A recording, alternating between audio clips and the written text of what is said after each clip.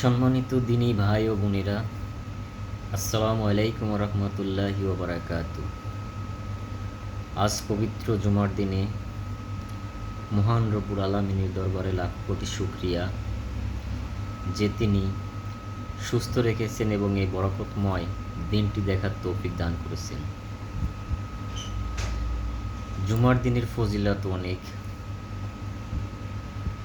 জুমার দিন এমন একটা দিন যেটা হচ্ছে মুমিনদের একটা মিলন মেলার দিন। আর এই দিনে বেশি বেশি দুরূদ পড়ার ফজিলতটাও অনেক বেশি।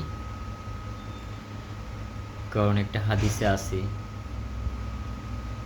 যে ব্যক্তি মন থেকে একবার দুরূদ পাঠ করিবে, আল্লাহ সুবহানাহু ওয়া তাআলা তার প্রতি 10 বার রহমত নাজিল করিবেন।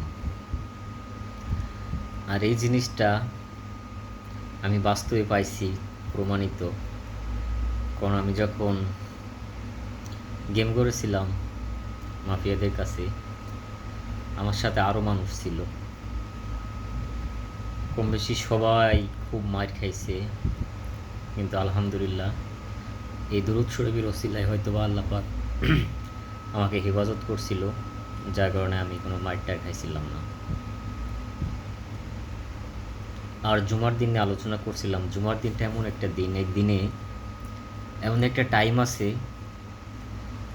বিশ্বের বেশি বেশি মানে বড় বড় মহাদেশগণ, আলেমুলামাগণ বলছেন যে জুমার দিনে আসরের পর থেকে মাগরিবের আগ পর্যন্ত এই সময়টার ভিতরে যদি কেউ মন থেকে আল্লাহ সুবহানাহু ওয়া তাআলার কাছে কোনো দোয়া করে, আল্লাহ সুবহানাহু ওয়া তাআলা এই সময়টার ভিতরে দোয়াটা কবুল করেন।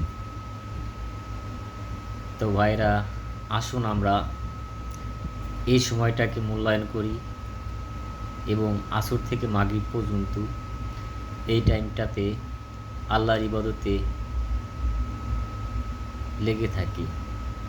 যদি আল্লাহ সুবহানাহু ওয়া তাআলা করুণা করে মাফ করে দেয় এই পাপী বান্দাকে, তাহলে তো জীবনে সফলতা আসবে। কারণ আল্লাহর সন্তুষ্টি না থাকলে জীবনে যত কিছু যা করি, টাকা পয়সা অর্থ সম্পদ, আসলে একদিন কোনো কাজে আসবে না। আল্লাহর সন্তুষ্টিটা হচ্ছে বড় জিনিস। আল্লাহর সন্তুষ্টি অর্জন করতে পারলেই জীবন সাকসেস হবে, সফলতা আসবে ইনশাআল্লাহ। দুনিয়ায় কখন কোন সময় মানুষ মারা যাবে কেউ বলতে পারে না। তো এই মেসেজটাই দিতে চাচ্ছি ভাই, সকল মুসলিম ভাই বোনেদের আমি এই মেসেজটাই জানাতে চাচ্ছি যে সবাই জুমার দিনে বিশেষ করে বেশি বেশি করে দুরূদ শরীফ পাঠ করিবেন। কারণ দুরূদ শরীফের ফজিলতটা অনেক বেশি। এই দুরূদ শরীফ পাঠ করলে কাল কিয়ামতের মাঠে নবী করিম সাল্লাল্লাহু আলাইহি সাল্লাম হয়তো এই দুরূদের ওসিলায় আমাদের জন্য সুপারিশ করবে এবং আমাদের এই ওসিলায় হয়তো বা আল্লাহ পাক মাফ করে দিতে পারে। এর বদৌলতে হয়তো বা জান্নাত পাইতেও পারি। তো সবাই ভালো থাকবেন, ভুল ত্রুটি হলে ক্ষমা করে দিবেন। আসসালামু আলাইকুম রহমতুল্লাহি ওবরাকাতুহু।